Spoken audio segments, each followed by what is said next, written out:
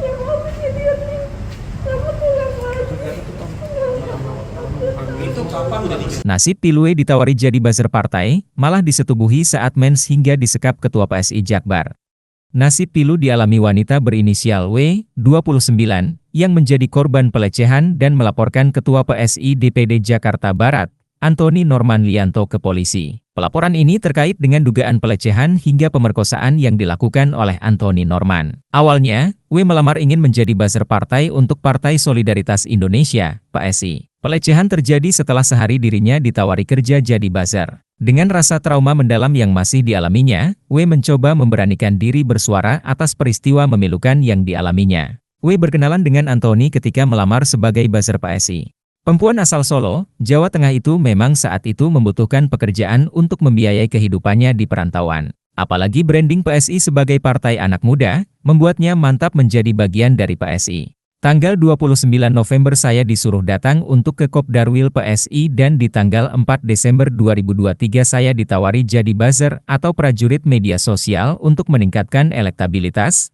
Tutur W ditemui di kawasan Jakarta Barat, Rabu, 27 Maret 2024. Sehari kemudian atau di 5 Desember 2023 malam, W diminta datang oleh Norman ke kantor DPD PSI Jakarta Barat. Tapi pada saat saya datang ke sana sepi gak ada orang, gak ada siapa-siapa, kata dia. Tak lama kemudian, W dihubungi oleh Norman yang mengajaknya makan malam. Dia mengarahkan saya untuk keluar dari DPD.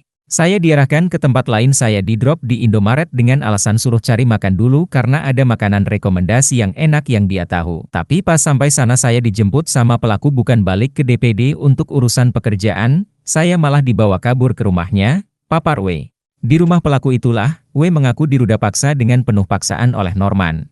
Parahnya lagi, saat itu, W dalam kondisi menstruasi. Usai melampiaskan hasratnya, pelaku kemudian mengunci W di dalam kamarnya hingga pagi harinya.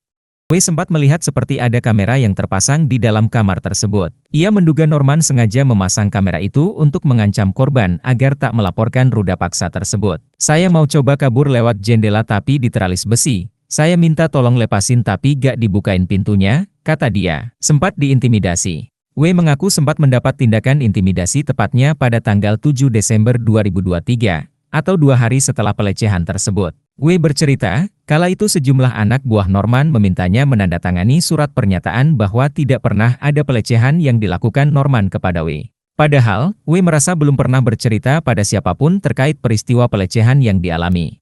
Dia nyuruh aku buat surat pernyataan kalau aku fitnah, bohong, tidak dilecehkan, kata W saat ditemui di kawasan Jakarta Barat, Rabu, 27 Maret 2024. Kala itu, W menyebut bahwa anak buah Norman sempat mengajaknya ke suatu tempat sehingga ia merasa ketakutan. Namun saat diminta, W sama sekali tak mau menandatangani surat tersebut. Terduga pelaku memboyong anak buahnya ke suatu tempat yang aku gak tahu, di sana aku nangis histeris, aku gak mau tanda tangan, tutur W. Pelaku janji nikahi korban. Selain diintimidasi, W juga menuturkan sempat dijanjikan akan dinafkahi oleh Norman.